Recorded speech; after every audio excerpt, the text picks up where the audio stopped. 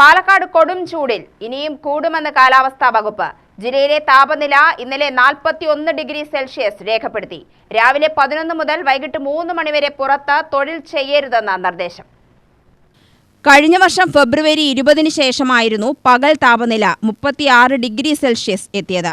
ഇത്തവണ ഫെബ്രുവരി ആദ്യവാരത്തിൽ തന്നെ 37 degree Celsius പകൽ താപനിലയിലെത്തി. ചൂടേറിയതോടെ സംസ്ഥാന ദുരന്ത നിവാരണ അതോറിറ്റി മുന്നറിയിപ്പ് പുറപ്പെടുവിച്ചു. തുടർച്ചയായി കൂടുതൽ സമയം അൾട്രാവയലറ്റ് രശ്മികൾ ശരീരത്തിലേൽക്കുന്നത് സൂര്യതാപത്തിനും ത്വക്ക് രോഗങ്ങൾക്കും നേത്രരോഗങ്ങൾക്കും മറ്റാരോഗ്യ പ്രശ്നങ്ങൾക്കും കാരണമായേക്കാം. പൊതുജനങ്ങൾ സുരക്ഷാ മുൻകരുതലുകൾ സ്വീകരിക്കണമെന്നും അറിയിപ്പ് നൽകിയിരിക്കുകയാണ്.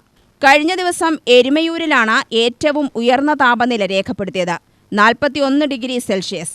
ഇടുക്കിയിലും താപനില 40 ഡിഗ്രി കടന്നു. തൊടുപുഴയിൽ 40.3 ഡിഗ്രി സെൽഷ്യസ് ആണ് രേഖപ്പെടുത്തിയത്. അതേസമയം ഈ ദിവസങ്ങളിൽ ഒറ്റപ്പെട്ട ഇടങ്ങളിൽ നേരിയ മഴയ്ക്ക് സാധ്യതയുണ്ടെന്നും കാലാവസ്ഥാ വകുപ്പ് മുന്നറിയിപ്പ് നൽകുന്നു.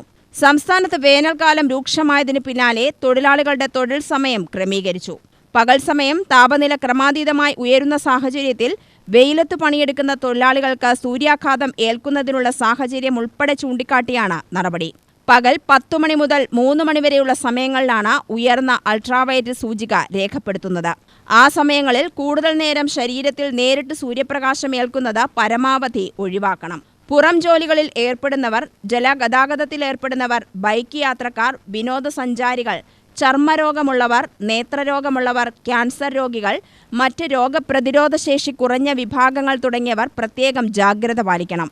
1958 കേരള മിനിമം വേജസ് ചട്ടം 24-25 വ്യവസ്ഥകൾ പ്രകാരമാണ് സംസ്ഥാനത്ത് വെയിലത്ത് ജോലി ചെയ്യുന്ന തൊഴിലാളികളുടെ തൊഴിൽ സമയം ക്രമീകരിച്ചിരിക്കുന്നത്. നിർദ്ദേശങ്ങൾ പാലിക്കപ്പെടുന്നുണ്ടെന്ന് ഉറപ്പാക്കണമെന്നും ഇത് സംബന്ധിച്ച വ്യവസ്ഥകൾ നിശ്ചയിച്ചുകൊണ്ടും ലേബർ കമ്മീഷണർ സഫ്ന നസറുദ്ദീൻ ഉത്തരവിട്ടു. പകൽ സമയത്ത് പുറത്തേക്കിറങ്ങുമ്പോൾ തൊപ്പി, കുട, സൺഗ്ലാസ് എന്നിവ ഉപയോഗിക്കണം. ശരീരം മുഴുവൻ മറയുന്ന കോട്ടൺ വസ്ത്രങ്ങൾ ഉപയോഗിക്കുന്നതായിരിക്കും ഉചിതം. യാത്രകളിലും മറ്റും ഇടവേളകളിൽ തണലിൽ വിശ്രമിക്കാൻ ശ്രമിക്കണം. UTV news, Palakkad.